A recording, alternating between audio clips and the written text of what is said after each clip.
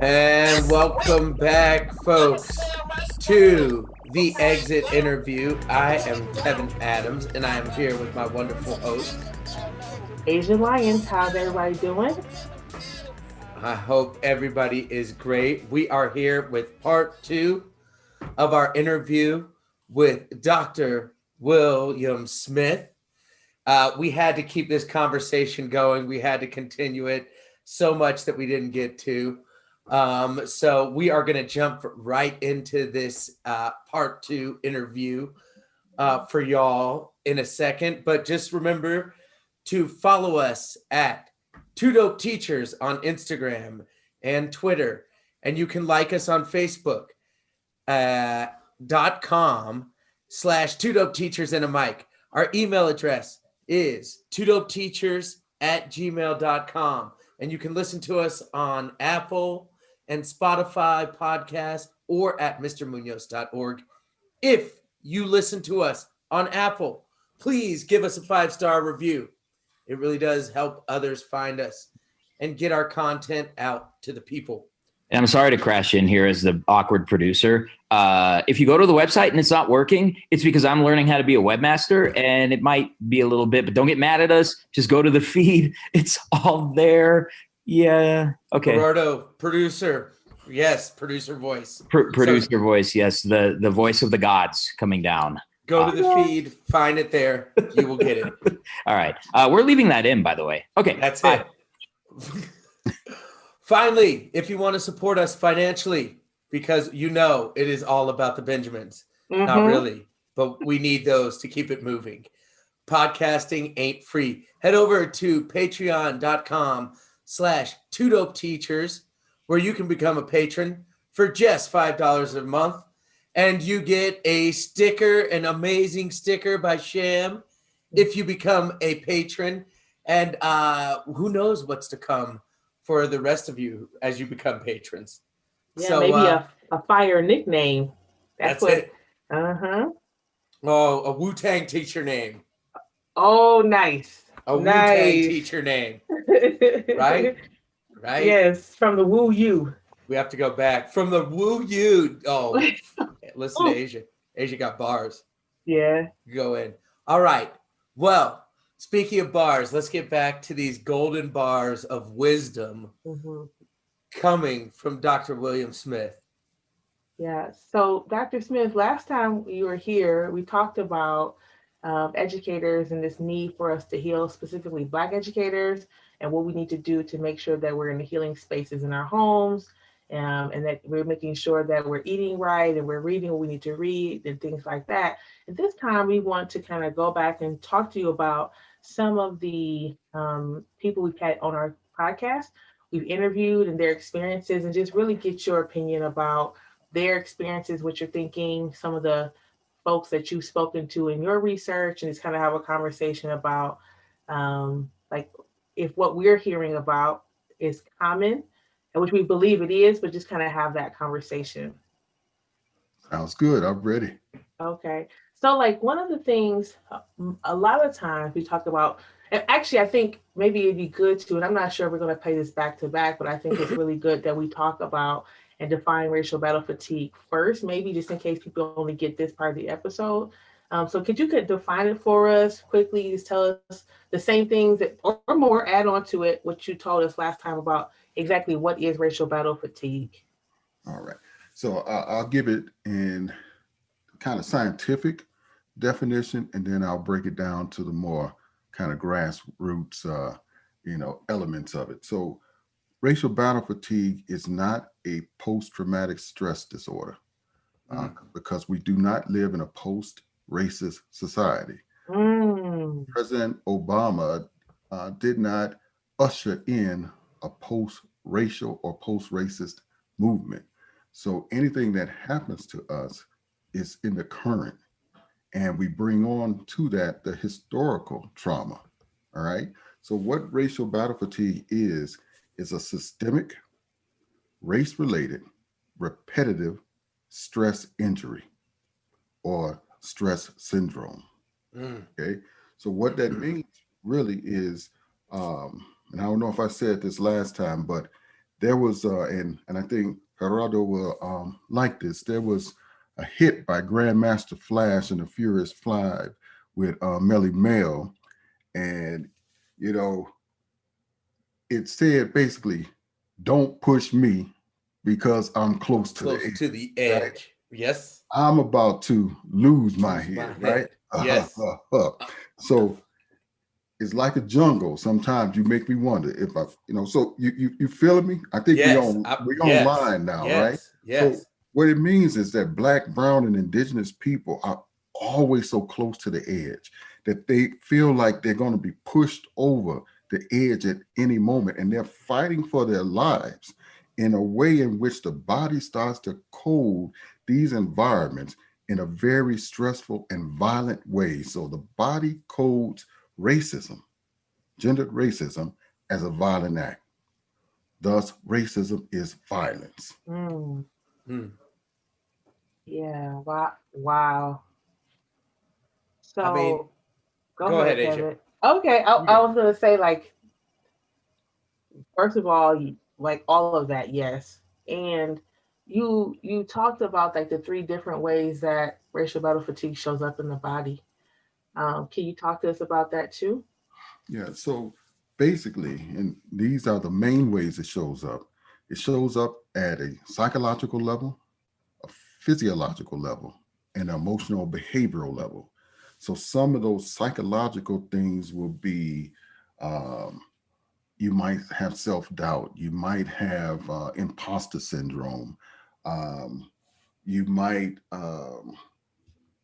and physiologically, you might have rashes, you might start to overeat, you might lose your appetite, headaches. In emotional behavioral ways, you might have John Henryism, Yes. imposter syndrome, all these different things. So it manifests itself because what happens is trauma is coded in the body. Just like racism is a violent act and the body codes that. So what it does is it stagnates our growth. It stagnates our progress because what happens is we're carrying that load, that traumatic load with us. And Yep. since we are dealing with a repetitive stress injury, we start to pick up more and more and more weight, right? And so again, one of the things that we know, and this is pretty relevant for, say, teachers, is that Black and Brown and Indigenous teachers, especially, is they are facing these kind of traumatic environments in the classroom, particularly when they are the only one in a historically and predominantly white space. Mm-hmm. And even if they're students, and when I say space, I mean the teacher, the other teachers and administrators might be white. The Sure. kids might be Black, brown, or indigenous, Yep. right? Yep. And so if those kids are dealing with trauma from their environment based on the white supremacy, guess what happens? There is a racial battle fatigue contagion Yes. in that classroom.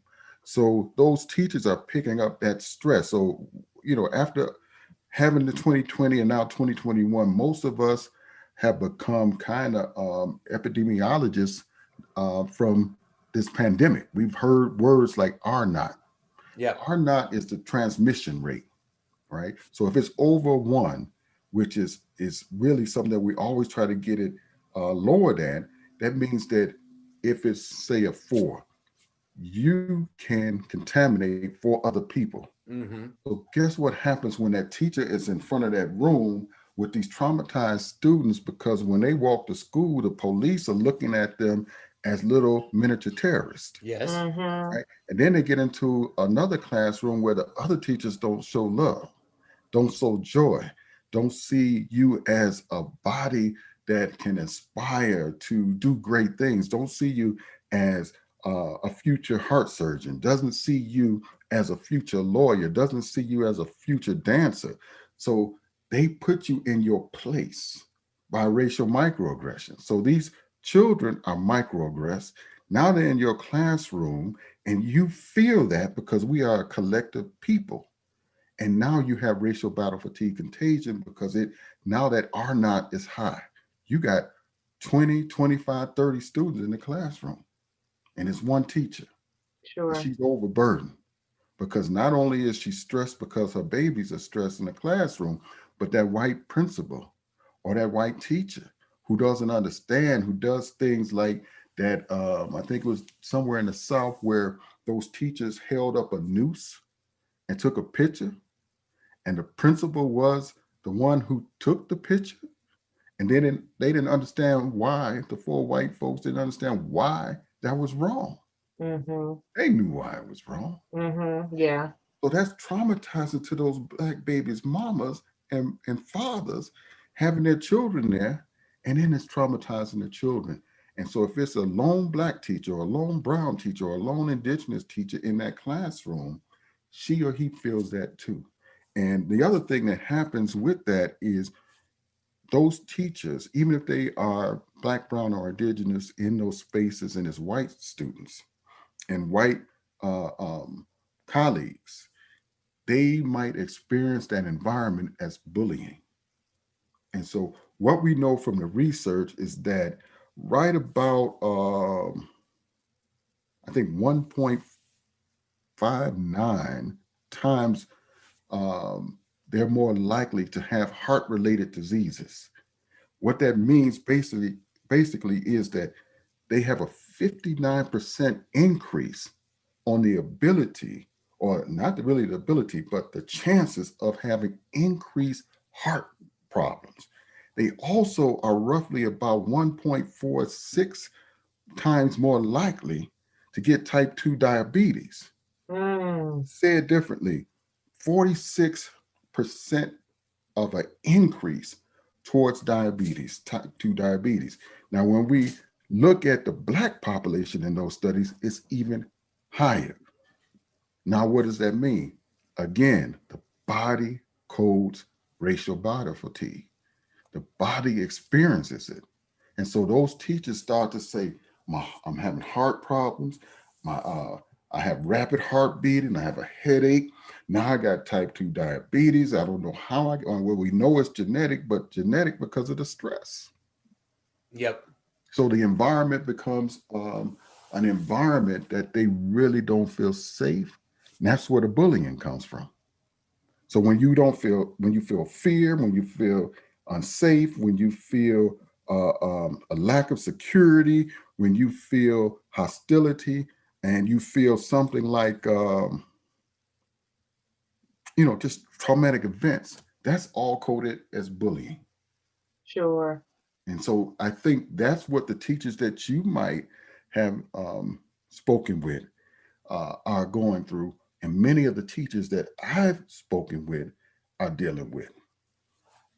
Yeah. No, I think, Asia, and correct me if I'm wrong, but I think every teacher that we have interviewed, or educator, I should say, has always talked about health issues and challenges emerging, right? Yes. And yes. then the interesting part is those health issues are then held against them, right?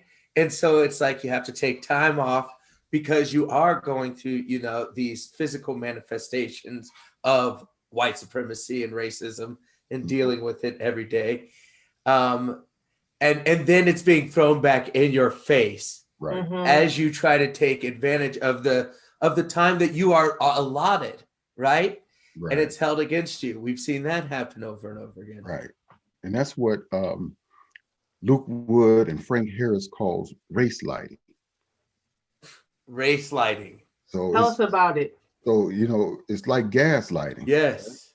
But it's race lighting. And they argue that race lighting also leads to racial battle fatigue. So you might say, well, look, this classroom, this school environment feels hostile to me. Mm-hmm. It doesn't like my presence. I'm experiencing these things as racial microaggressions.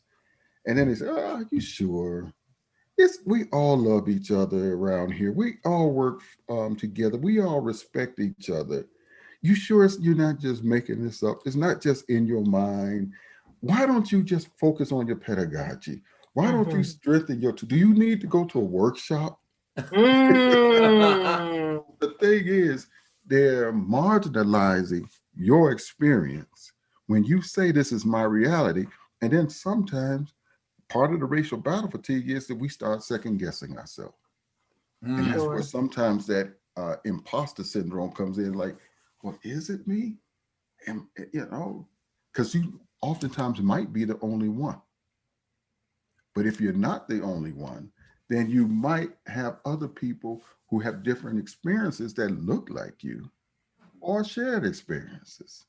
And even if they are shared or different, they still are coded as hostile. I mean it makes so much sense. It's what we've heard, and that idea of race lighting, like that's something new that I'm learning about right now. But when you explain it, it makes sense. Right when you said it, I was like, oh, that is what they do, right? And they're like, oh, calm down, Right. and it's the same thing. Oh, you're too sensitive. It's not really about that. Oh, and you said it's about the pedagogy, or if you did it this way, or if you handled it this way, or if you talked or acted this way, maybe it'd be different. Right. And it's all put on the educators, Black educators, brown educators, to kind of navigate their way through that and how that looks. Right. So the other thing, like, that we've heard about, like, over and over, is just like the constant having to fight. Right. Like, just the, and this isn't microaggression. It's just that every room that I enter into, my position is treated as less.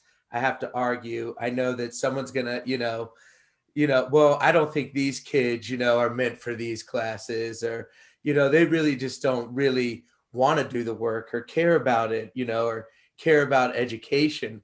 And have you seen that as also a source of this racial battle fatigue? Just having to, like, constantly, fight the fight every day, every time any room you enter into, you like, and I've had these days where I'm like, okay, take a deep breath. Here we go.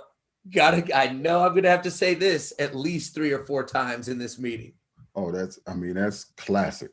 I mean, it's a classic example because once again, you're being made to be put on the defensive. And so they'll say something like, well, if you weren't looking for racism, there wouldn't be any. Just if, Sure. so it's all about you again. So they're trying to turn the tables away from the systemic structure. That's why I say it's a systemic, race-related, repetitive stress injury. It's systemic. All those words mean something. So the system is really what we're fighting. And it's those people in the system that reinforce it. And they basically give fuel to the system to keep operating throughout, our lives. So, and we keep having to fight an unjust system. And again, it's one that really wasn't made for our presence. And then the education is wrong. So now you have to look at how students are being taught. And as Carter G. Woodson said, the miseducation of the Negro. And what I would do is expand that in the words of, like, Eduardo Bonilla Silva, to say this kind of collective Blackness. So dark-skinned Puerto Ricans, dark-skinned Mexican, all these folks who are part of this kind of collective bottom caste community. Yes. And so you're starting to say, wait, this is just reinforcing whiteness. Yes. Mm-hmm. Mm-hmm. And they try to argue. So that's where the race lighting comes in. No, this is just America.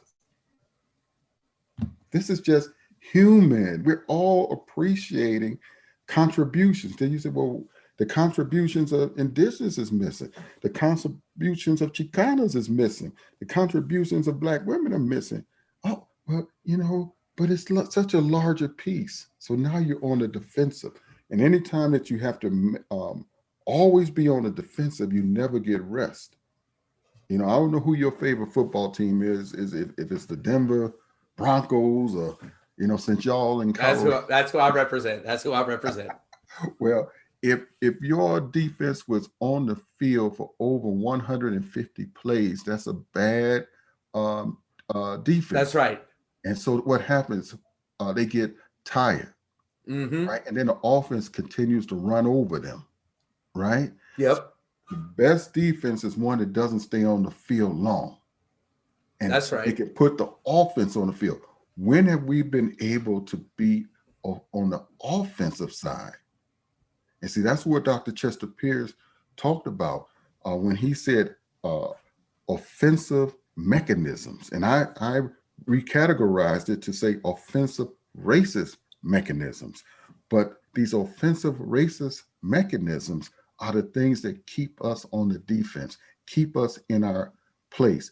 And that's where racial microaggressions comes out of. So we're always being defensive, defending our bodies, defending our minds. And that's the part of it that gets tiring.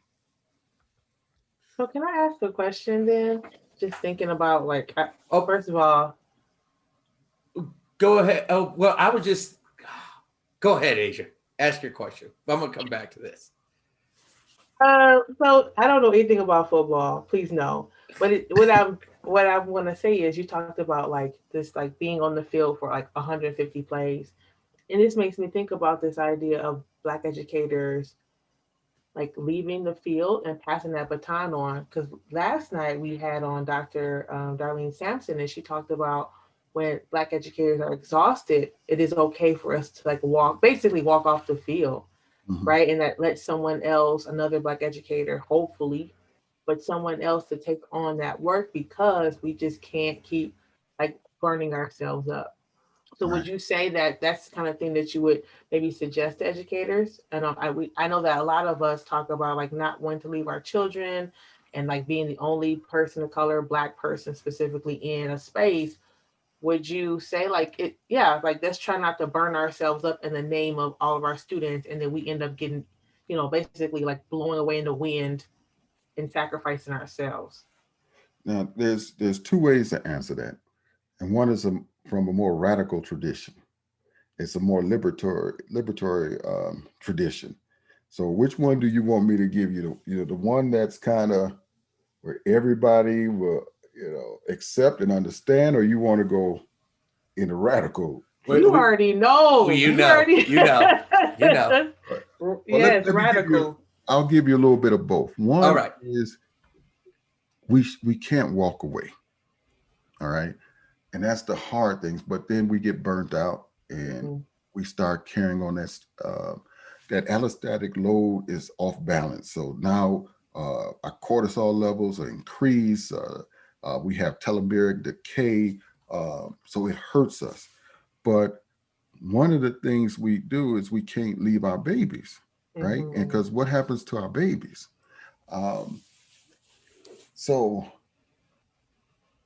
the thing about walking away is it's just like if you own a house. If you so-called live in a decent area, the longer you live in that house, your house gets equity, right? And equity is essentially power. So when you have a Black or brown or indigenous teacher, the longer they stay, the more equity they should build, the more expertise they should have, and the more influence and maybe some more of the favors. Like Don Corleone said, I might have to come and ask you something, hopefully not, but one day you might have to repay. That is what equity gets you, right? But if you move away, you never build equity. So you lose power. All right. Now, here's the other thing. Why can't the equity be in our own community? That's right. So why can't we have Black independent schools like we used to have? Read the work of Vanessa Sitter Walker, a great historian, past ARA president. Yeah. And look at those schools that she talked about. Yes. Right? I have her book up here on my bookshelf somewhere. Yeah. Read the great work of, he was on my dissertation committee, Dr. James D. Anderson, The Education of Blacks in the South, 1860 to 1935.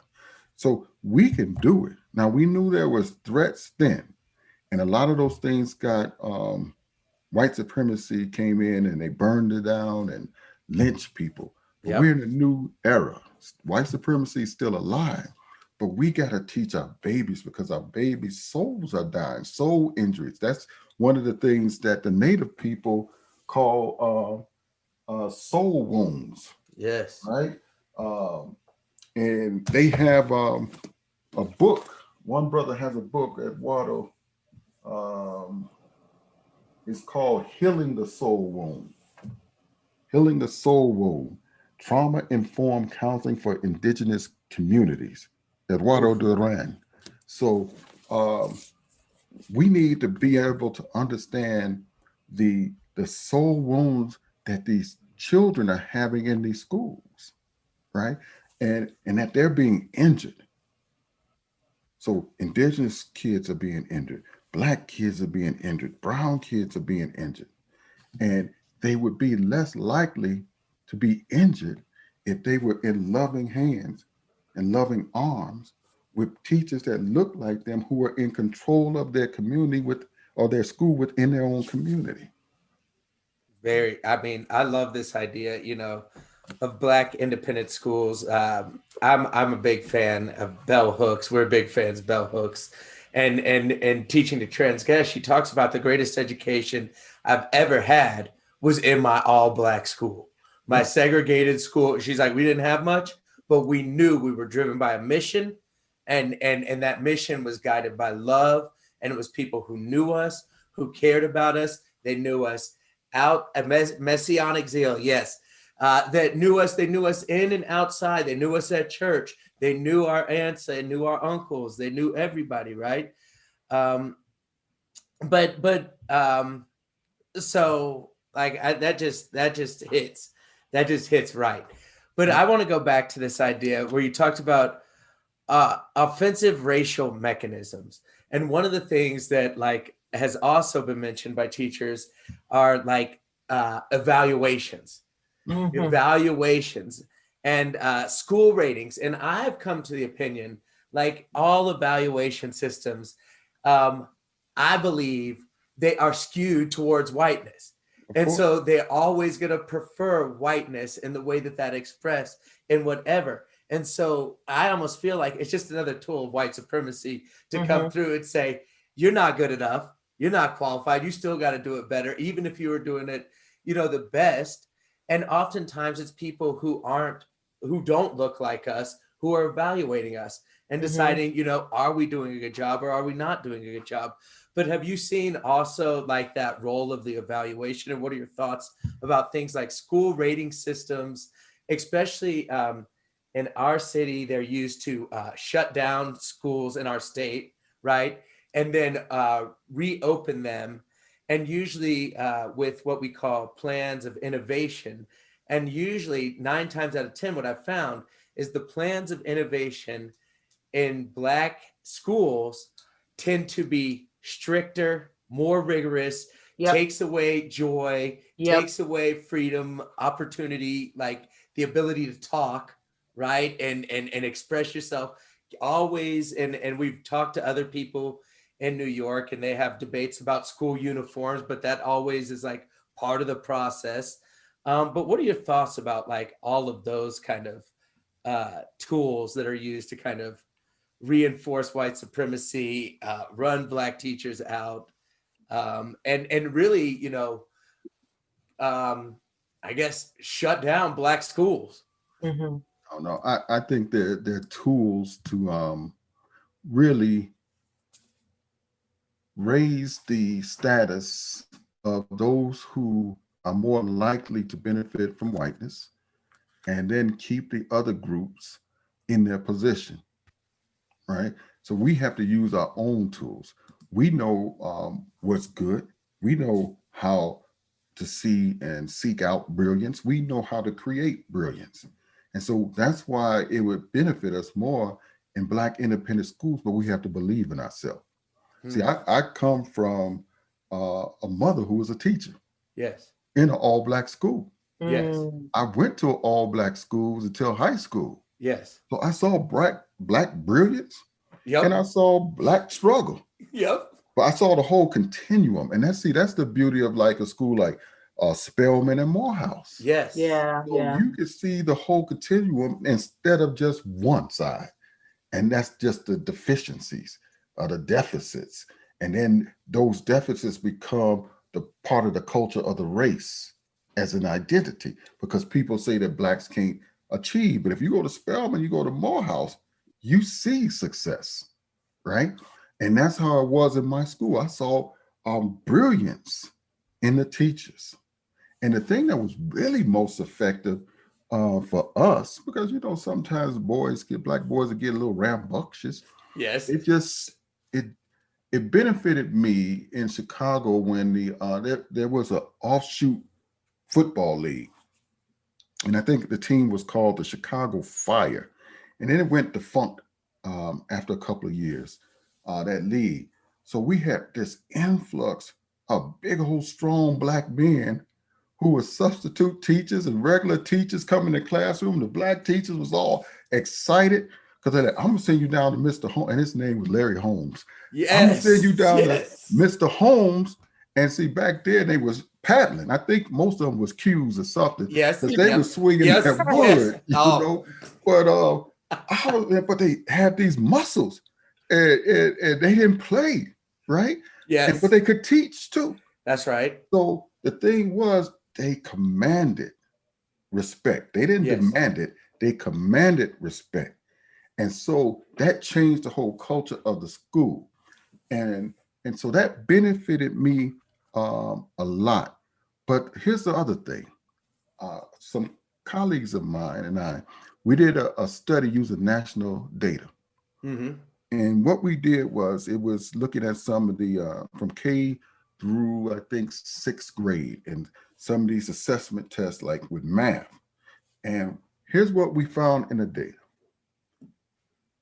the blacker the school got, the better the math scores were. Not only for black students, but brown students and the few white students that was in it. When there was fewer black students in a predominantly white school, the black students did poor and the brown students did poor. Asians pretty much was not affected no matter what the school looked like, in this national data. Yeah. But the scores for black and brown children went up as the school became black at every grade level. So the thing was, they passed over the white norm when it was an all-white school, right? Wow. So that's math. Those are, and everybody in the country were taking them. That's right. Right. That's so right. you can't say, y'all just created some kind of new math test for black kids. Yeah. So what does that mean? That means that those black children were having a different experience when the school was predominantly white. Those brown children were having a different and potentially more hostile experience the whiter the school was. But the black, and remember the last time we talked about a different data set on black children. Yes. Black teachers. Yes. Teachers, the white, black, and black and brown, white, right, effect. Yep. But this is a study that we did, and we showed empirically that black students can achieve. So that means that it's not just about the numbers in the classroom, but who's in front of them. That's right. Interesting. And that's a quantitative study, big data. I mean, that's why we have to deal with this. Unless we, and I support, I was saying, let's build the Black independent school network across America. I'm down to start working on it, trying to plan it, put it together. We'll see if they let us have it. We get all this charters, start a new charter. That's what I always have said with these charters. I was like, let the mosque want to open up a charter. Let them want to open up their own religious charter and see what they let them do. Right.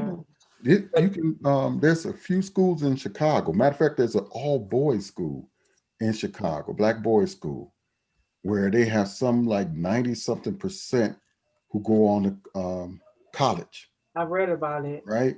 And then we had the sister Marva Collins years ago, who had independent black school, and they just excelled.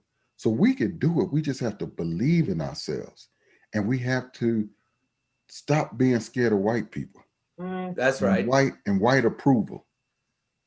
That's right. Right? That's right. And then the other thing, what happens is one of the things that has been shown to mitigate the stress and the racial battle fatigue that we experience is falling back on our African self-consciousness, like Joseph Baldwin said. Uh-huh. So one of the things that Chicanos, Chicanx, Puerto Ricans, Afro-Puerto Ricans, even indigenous people, one of the ways in which they lower their stress load from racism is the cultural practices that they perform That's and the right. rituals That's that they right. perform. Right now, I mean, we can talk about that Spanish stuff. That's a colonizer's language, but I'm supposed to be sitting here in Aslan, the capital Yes. of Aslan, Yes. right? Mm. So, but what does that mean? And they wasn't speaking Spanish. Right. All right. But we went through that process too. And then we started looking at Swahili and speaking, and then Kwanzaa, and naming our children more really Afrocentric or really true African American Yep. names. Yep. Right. Yep. Yep. Right. So my point is this, that we have to start looking at those rituals and those deep cultural traditions and love those and embrace it, and don't be ashamed of it. Yes. So it can start to reduce our stress load. And I'm talking about things like our artistic expression, right? I'm talking about dancing. That's right. Yeah. That's I mean, right. all you got to do, I could go right out here and there's some Navajos who will do a certain kind of dance, culturally specific, that brings community together and builds strength. And that's what I tapped on the last time when I talked about that body of Christ thing coming together, and the body of Haru and Kemet coming together, the pieces. The pieces coming together means power, unity, collective responsibility. I mean, that's it, Asia. That's what we got to do. We got to come together, like Dr. Yes. William Smith is saying. And this is what I always think about: is things fall apart. Chinua Bebe is that story, right, of losing it. It's the African perspective, but it's like losing what holds your community together, and we were robbed of it, and we were sold, or brainwashed to think that there was something bad about it, Right. that there was something that was negative that we had to distance ourselves away from, or put away, or be ashamed of. And part of that is Christianity. And we know Christianity in some ways has been great for Black people. In some ways in this country, Christianity has been like the most harmful thing for Black people. But we do have to reconnect, and that idea of just celebrating, connecting back to the earth. Asia, you're big on this. Asia is a big camper, spending time outdoors. And I always say, people are like, Black people don't camp. And I was like, what are you talking about? Yeah. We love being outside. Yeah. You go anywhere, Barbecuing. you go anywhere in the world, Black folks is outside everywhere in this country. They ain't in the house. You know what? They said that the front porch was invented by a Black man who was a architect, or early stages architect. So why do Black people always sit out on the porch? You go through Black communities, they're always out there. That's what's happening. Right? On the front porch, right? Waving and talking, and build, like you said, building community. Building community. Right. And so we have to go back to what we lost. I don't know if you all are familiar with the book Urugu. Mm-mm. Oh my gosh. Yurugu. And Yurugu was written by Marimba Ani. And in that, she talks about the great Ma'afa. And the great Ma'afa is the disruption of the African body from the transatlantic slave trade. So she doesn't use Holocaust because that basically explains somebody else's tradition, Yes. but she Yes. uses the Asili and the Ma'afa and Urugu. Now that's a book. It's real deep. So that's a book club reading. Because Okay. All right. you're gonna have to read it together. I don't know what this means. Let's break it down, right? But it's worth getting through to try to understand what we've been through. So Urugu is an excellent book. Now you all mentioned Bell Hooks. Now Bell Hooks ain't got nothing on my sister. Um, Can we just stop and take a praise report on this library of books is in your mind and this stack of books behind you? That's what's up. I just That's want what's to see up. this. You can't Yeah, I see- just want to see the library of books. You can't see my show. This is just Let's- the home thing, but Let's just see. Oh, There it is. look There it at is. that. There it is. Folks, you are missing out. Nice. so but I don't know if do you know Clenora Hudson Weems? Mm-mm. Uh-uh. Have you heard of Africana womanism? No. No. I have to check. Look here. If you ain't heard of Africana womanism, this is a researcher. She used citations. There we go. Look here. Bell Hooks can't hold nothing on this sister. Okay. Uh-oh. Uh-oh. If you ain't read this, once you read this sister, you'd be like, well, why has she been missing in my life? Gerardo says he's heard of her. Yeah. So this sister will make you start to look at some of the contradictions of the academy. Yes. Right? Yes. So she believes in the African family, the African unity, right? And this is not a new book. I remember when she first published it. I was sitting at the table next to us, and look, I'm on an autograph copy. Back in the 80s. So read Africana Womanism, Reclaiming Ourselves by Clenora Hudson Weems. And All right. Your life will be changed. And you'll be like, let me put some of these other people who really I thought was important and put Queen Clenora up where she belongs. Up there, right where she belongs. And I see it right here on Google Play, people. Ebook. Y'all can get it. You will buy it as a gift. Yeah. So let's go. Let's go. Yeah, sister's strong. She's strong. Can I kind of thinking about this idea of like reclaiming ourselves, and like you talked about this idea of like Black folks, Black educators having fear. One of the things that I hear commonly when people talk to us on the podcast or talk to me, and Kevin, you may have this experience too, is that people, they fear losing PARA, which is our retirement system here. Yes, yes. Like if I leave teaching, I won't have my retirement. I won't have my PARA.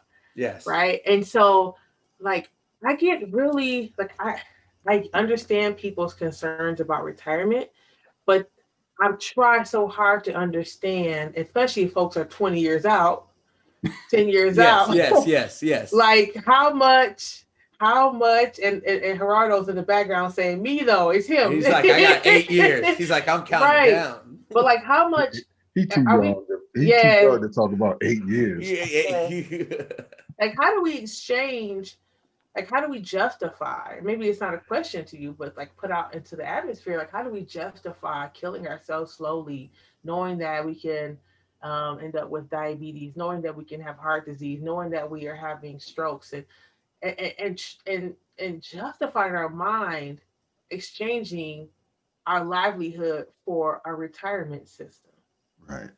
I mean, it's a realistic fear, right? Yeah, because sure. Black people brown people have wanted to get to a point where they didn't have to stress. I mean, that's the dream of everybody, that when I retire, I'm not going to be as strong, as healthy, as mobile as I used to be. And I don't want to be a dependent of the state or the have to have someone else take care of me. So it's a real fear of, especially the older population, demographic of people, because they've gone through depressions. But now we've gone through 2008. Now we've gone through a pandemic. Yeah. So more people who are growing up now, who are behind you all, will start thinking about this, especially those who are in high school and junior high, are going to be like, I need safety. That's what happens when you go through traumatic events like depressions. And then remember, when white folks catch a cold, we have the flu. Yep. Right? So it hits us much more. Um, so I don't fault them. I understand them. But if we had the Black independent schools, if we had the courage to say, somebody put together a strong business plan, they set up the school, it's going to work, and we don't believe that white ice is colder than black ice, then we might be able to feel good about showing up, right? But don't start thinking like, I mean, schools here, even teachers be buying supplies out of their own pockets. That's right. But if I do it in the Black school, that you're going to be complaining, right? But you were doing it over there in the white school. Yep, that's right. So we have to believe in ourselves. But remember, that fear of a lost job and then the abuse that they feel in that system is part of the bullying atmosphere. Sure. And so that becomes a threat. And sometimes, as Dr. King said, we become not only complicit, but he said it in a way like we start to become acquiescent, right? So we acquiesce to oppression. He called it a state of acquiescence. I mean, it's just it's powerful. It's what happens though. I think that's the balance, right? Is how do we make sure that we continue to fight this? And I think the sphere of education has been so critical for Black people's liberation in this country that like we have to understand why Black teachers are leaving, right? Or why they acquiesce, right? Because that's the other side. I'm going to give in. I'm not going to fight anymore. I'm not going to resist, and I'm just going to let it be. And maybe I feel a little bit better. Maybe my conscience hurts, right? Because I feel like I turned my back on folks, right? Or I'm out. I'm out. Or I'm sticking with it and I'm going through it. Or I find a balance. I find a way to ground and center myself, which I think is ideal. So one thing that I always think about, and I think we're getting close on an hour on this episode, but Dr. Smith, as a teacher and as somebody who works with young people with the ultimate goal of loving to see more people who look like me go into education and see education as a career. All too often, I see kids who've gone through this system, like you said, and experienced this trauma. And it makes sense why you wouldn't want to ever step back into school once you actually get out of a school, right? But how do we talk to young people and prepare them, especially young teachers of color? I've worked with teacher candidates in my classroom, teacher candidates of color, and I've seen some of them really thrive. I've seen some of them leave, after amount of time. But how do we talk to them and really let them know what it's going to be like and how to best prepare for a career in education? Good question, Kevin. That's also a hard one because unfortunately, there is no financial incentive to be a teacher. it's like a moral obligation, which is pathetic, right? That Yes. you have to tap into my morality and my concern, uh, and not pay me what I'm worth Ooh, to build the future generation. And then we miseducate people. That's right. Because think about all these people out here killing us. Uh, what's his name? Derek Chauvin. He had a bachelor's degree. Had a teacher. That's So right. so teaching, schooling is complicit in white supremacy, right? So it's a real hard sell. But if you can be a model, if you can find a way in which you can create a paradise within your classroom where you can use different structures, challenge the orthodoxy to schooling folks. And remember, there's another book written by Mwalimu Suja called "Too Much Schooling, Too Little Education." Yes. Too much schooling, too little education. So we're schooling these children, we're not educating them, right? We have to be educators, not schoolers, not putting them in a system that's going to put them to participate in the prison industrial complex or not be able to be effective uh, working citizens. We have to educate. Educate. The root word of educate is to enlighten, to bring out, Yes. right? So we have to be able, like that light behind Asia, to shine bright, right? There's an old passage, I think in the Old Testament, that talks about you went and light candles and put a bushel over it, right? So Yes. those children are like lit candles, but you're putting a bushel, you're putting them in a box. So that eventually the light goes out, It's out. sure, sure. right? Because you're taking away the oxygen. And so that's what happens with our children, is that they can't see a future. So remember I said about those big ex-football players that came to my school? Yes. Yes. They shined a light. But my mother was a teacher. So the light was already Yep. being Yep. lit. Yep. Yep. And Yep. and this is her 81st birthday. So I'm celebrating it with you all. Blessings. Oh, Blessings. happy Blessings. birthday. Happy birthday, Happy Yeah. Mom. birthday, moms. So we have to be the model that we want others to see and be inspired by. And that's going to be the children in the classroom, because they're going to say, Miss Lyons, Mr. Adams, Mr. Munoz, those are powerful people. And it might not be a formal classroom. You might be a coach. You might be at the Boys and Girls Club. You might be with big brothers, big sisters. But those are educators. Mm-hmm. Education doesn't just happen in a classroom. That's very true. Hmm.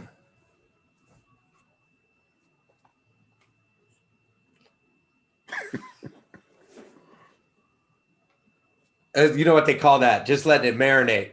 Just let it marinate, Exactly. like 40 Water says. Yeah. Well, I'm a definitely reiterate a couple of important people: Joseph Baldwin, African Self Consciousness, and Naeem Akbar, the mental disorders of blacks.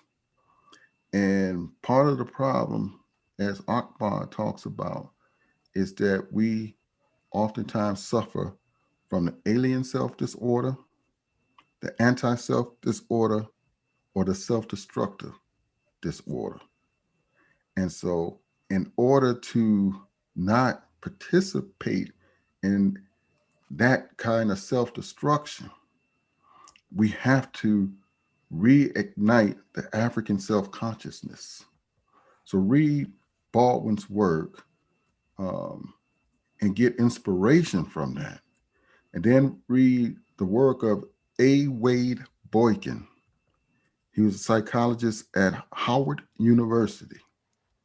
And he talks about ways in which we can teach effectively to Black and brown children, right? So we have to look at what comes out of our community and says, this is the way we teach. This is the way we learn. This is what's most effective, and not use a European paradigm that empowers them. It's just like, I think we talked about a little bit earlier, assessment. Yes. And I don't know if last time in part one, we talked about Carl Campbell Bingham. We might not have. I don't think we did. Maybe we did, but he was the one that did the Army Alpha Beta test way back when. But he's also the so-called father of the SAT. Yes. And he's the one that created the SAT, and it was supposed to really have a racial hierarchy to it and a certain ethnic kind of strata in it, white ethnic strata in it. So the so-called Caucasian was supposed to be at the top, and the Jews were at the bottom of the strata, and then you had the racialized people. And so the test, when he first did it, white women actually did better than the white men. So they had to recalculate it so that the white men did better. They were like, oh no. Right. And then decades later, there was a test. I'm not going to pronounce the word, but it was called the BITCH test, the Black Intelligence Test of Cultural Homogeneity. So you can, I know. Asia, just the look on Asia's face. Wow. Okay. All right. But they were this was in the 70s. So that, these were some Black psychologists saying, look, we're going to get you. We going to get you. And so they ask you culturally appropriate questions. Yes. If you were able to answer those questions, you were connected to your culture. So what they basically were saying is those ACT tests, those SAT tests, those intelligence tests were culturally specific for a certain group of people. That's right. We give you this test and you perform well, you just as brilliant as somebody that comes out of your test. I love that. So at the end of the day, what they're trying to say is we have to be culturally appropriate for the people who we're teaching. And that is where we'll see brilliance. That makes sense. Don't force someone to play on a field they never played on and Right. don't know the game. Or Let them play the game they know. Exactly. Right. That they care to play. Right. That's right. Well, yeah, Dr. Smith, you've given us books. I got books. My wife's gonna be mad. She'll be like, "What is all this Amazon? What? Actually, I can't use Amazon no more. So I gotta go look out. I have to find some other spots." What'd you say, Asia? Thrift books. But see, it's hard. But I'll get out there. We're gonna do it right. But we're gonna get these new books, and we have just. I mean, we could sit and talk to you, I think, for another hour, hours on end. I think we will definitely be checking back in with you as the exit interview continues, and just appreciate your time and just all of the wisdom and knowledge and just as someone who teeters, right? And I'm this is my year 15 and I teeter on it. Listening to these exit interview stories, sometimes I'm like, maybe I should leave, but you just left me feeling like, nah, keep going, center myself in my African consciousness, right? Reaffirm that African consciousness, connect with those traditions that are there, that are dormant in my DNA, right? And that's going to help us, which I think is really powerful and important. Right. Regardless of if we stay or leave, we got to do it either way. As long as you work for your people, you got to work for your people. That's right. Yeah. Well, go ahead, Asia. Bring us home. Well, this has been another wonderful episode of the Exit Interview. Once again, thank you so much, Dr. Smith, for being with us and coming back and just filling us in with, again, more books, more knowledge. And audience, tune in. We'll have Dr. Smith back. You all have a good night, and we'll see you on the next episode. Thank you.